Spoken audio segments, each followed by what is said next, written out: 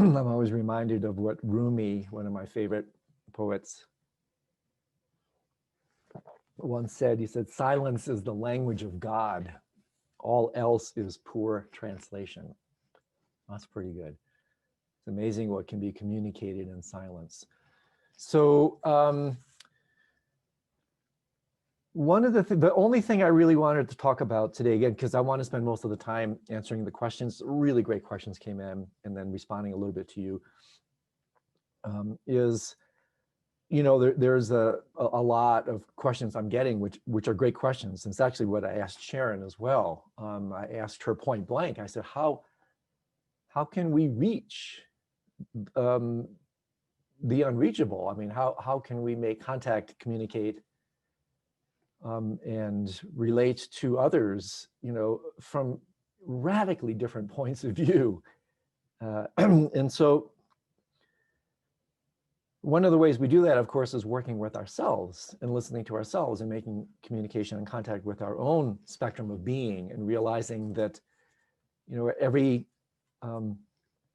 really human being on this planet shares a very similar spectrum of mind and being, and that it's really levels of degree.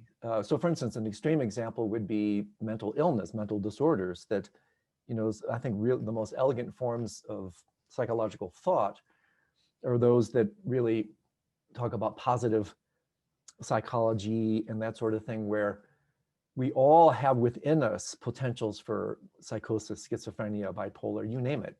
It's just, we all have propensities even for dissociative identity disorders, derealization, depersonalization, multiple personality. We all have those capacities.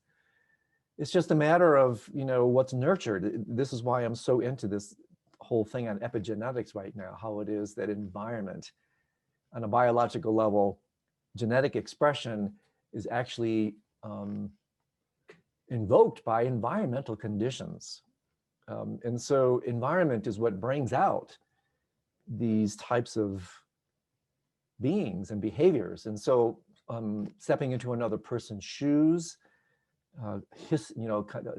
sometimes the phrase is storying their existence. In other words, like I mentioned, I think last week, what would you have been like had you been put in exactly the same conditions that Ted Cruz and Hawley and Trump and these other people that right now we don't really, maybe I'm being a little bit presumptuous thinking we all think this way, maybe I'm just revealing my bias. The nurture nature thing, how much does nature come in, I should say, how much does nurture come in to affect the expression of nature? And so these are a couple of things that came to my mind. And also, I think if there's a somewhat irreducible component to this, and the application of this is not so simple, it's education. Education, understanding the role of development, understanding the role of psychology, understanding the role of spirituality, because in my view, they're all on a spectrum. And so by this, what I mean is that ego is an arrested form of development. And so when we have these outrageous expressions of ego, it's a developmental issue.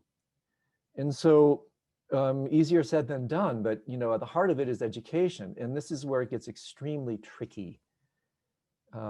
Because when you talk about education and you talk about levels of development, it's almost impossible not to flip into issues of hierarchy.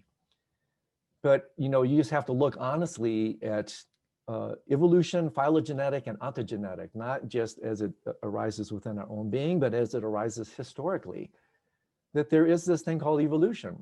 And an adult is in many ways, and this is a very interesting potential topic for conversation, a more evolved being than an infant in many ways, not always.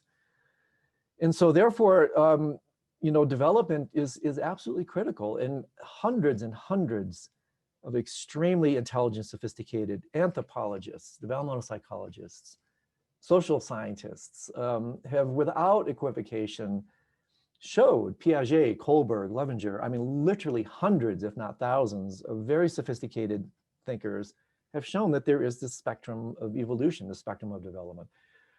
So to me, this is extremely subtle. I think it's super important, but implementing it is very difficult, because when you start talking about development and developmental stages, then you get hierarchy. Hierarchy is an articulation. It doesn't have to be dominator hierarchy. So that is usually what happens, is that when you speak about hierarchy, of course, I mean, almost by default, most of us, and this is again where it's helpful to be really humble and honest with our own assessments, you know, what we do, we think is the best. Where, you know, we may not feel we're the highest, but we think we're just involved, most of us, you know, in kind of enterprises that are the best. They may not be the best for everybody. They're best for us. Otherwise, we wouldn't be doing them. But then, of course, is this projection imputation that maybe it's best for everybody. And that's where things get tricky. So development to me is absolutely critical, because ego, which is where all this stuff is coming from, is really just a form of development. There's nothing inherently wrong with ego. In fact, if you didn't have ego, you wouldn't be here. You need to be somebody before you can be nobody.